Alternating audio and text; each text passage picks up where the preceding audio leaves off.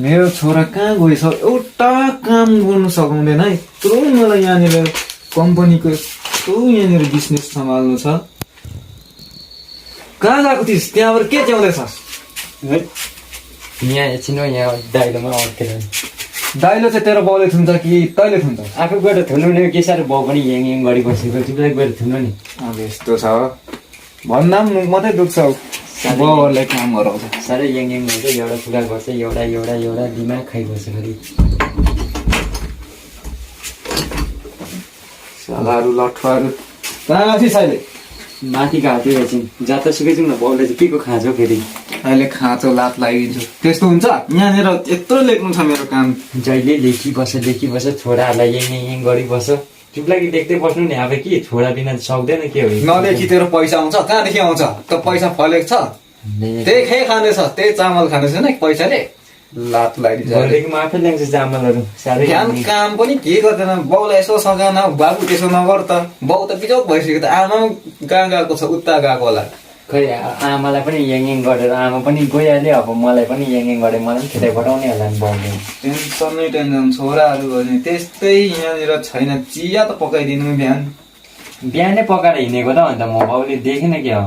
त्यहाँ त नुन एक पाती लगाएको चिया कसले खान्छ यहाँ त्यसै छ आफै खा त खाइहाल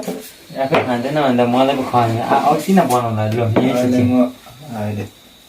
सबै काम बाउले गर्नुपर्ने छोराहरू त के हो काम नलाग्ने छोराहरूको गर्नु के हो मलाई खालि ड्याड के लेख्नु भएको हाम्रो ड्याड त कम्ता ब्रेनी छैन खै म लेखिदिन्छु हुँदैन के चिप्लाउनु आर्टिस्ट होइन म आफै लेखिदिन्छु खै हाम्रो ड्याड त कस्तो ह्यान्डसम पनि छ ड्याड अन्त मलाई अलिकति कटकटे चाहिएको थियो अस्ति ब्याङ्कबाट ल्याउनु भएको थियो त कस्तो कटकट्यो अलिक यस्तो रकम चाहिएको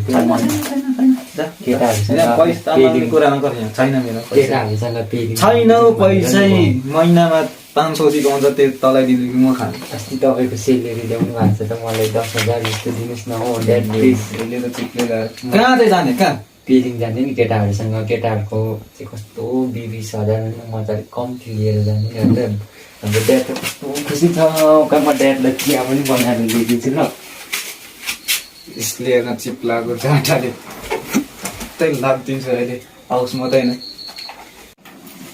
लु ड्याड लिनुहोस् चिया के ल्याएछौ चिया हजुर कफी लगाएर ल्याइदिएको छु ड्याड चिनी लाइस र लगाएको छु त यहाँ ड्याड दिनुहोस् न प्लिज भोलि केटाहरूसँग जाने हो मलाई 10,000 मात्रै चाहिएको ड्याड प्लिज तपाईँ त बुझिदिन्छ मेरो सास मात्रै फेर्नु त सक्दिनँ यिनीहरूसँग त ड्याड ल प्लिज तपाईँले भनेको सबै कुरा टेरिदिन्छु कसम ड्याड लु के चाहिँ गर्नु सक्छस् लु गर्छ सबै कुरा गर्नेछु कि म तपाईँको छोरा होइन तपाईँले त मलाई खालि पैसा पनि दिँदैन खालि त्यो बहिनीलाई मात्रै 20, 30, 50,000को चेक काटेर दिन्छु म एकताल भन्दाखेरि पनि मलाई टेरेन ड्याड म पुरा मन दुख्दैछ कि म छोरा होइन तपाईँको दिनुहोस् न प्लिज ड्याड भोलि जानुपर्ने चाहिँ केटाहरूसँग पेलिङ यसलाई त अहिले म लात लगाइदिन्छु किन चाहियो पैसा त्यत्रो 10,000 त्यहाँ जानुको लागि 50 रुपियाँ भाडाले पुगिहाल्छ त त्यहाँ हो पहिलाको जस्तो कहाँ हुन्छ अहिले ट्याक्सी फी नै कम्ता लाग्दैन तेरो आफ्नै बाइक छैन अन्त छैन मेरो बाइकमा फ्युलै छ बेसी खाइस् त्यो चाहिँ अस्ति केटाहरूलाई लफडा परेर दिइपठायो नि ड्याडले बुझिदिन्छ नि मेरो कुरा प्लिज ड्याड बाहिर निस्किदिनु त एउटा तपाईँलाई हरामी के गर्छौ के चाहिँ गर्छस् लु गर्नु ड्याड दिनु नि ड्याड प्लिज म भोलि जाने हो ड्याड प्लिज भोलि गएन भने त केटाहरू माग्नु त्यस्तै नगर लु कति चाहिँ नछोड त त्यसरी प्लिज ड्याड दिनु कति चाहिएको लु भन् 10,000 मात्रै प्लिज ड्याड मलाई भोलि नै जाने केटाहरूसँग घुम्नु म पेलिङ नभए त मलाई केटाहरूले धोकेबास भन्छ ठिक न यहाँ आइज त छोराहरू साला जुङ्गा दारी पलाएर म भन्दा ठुल्ठुलो भइसक्यो ड्याड दिनु खालि घुम्यो खायो हिँड्यो यस्तै हुन्छ नि लु भराइदिन्छु जा हुन्छ ड्याड मलाई चेक काटिदिनु हुन्छ बच्चियाहरू पैसा भनेपछि चाहिँ यिनीहरूलाई त नहुने रहेछ गोइठे के गर्दैछौ के पढी बस्यो यस्तो गोरु तल गोरु नार्न जानुपर्छ अहिले कहाँ हो पढ्नु पर्यो नि हो तपाईँ जस्तै अब पहिला गोरुहरू चढाउँदै त्यसरी बस्नु म पनि अच्छा मुख लाग्छ दिन्छु अहिले म यो राख अब यहाँ कि अब यहाँ अलिक जानुपर्छ तल गोरु चढाएर यस्तो गरेर यहाँ साह्रो परिसक्यो मलाई जुटाउनु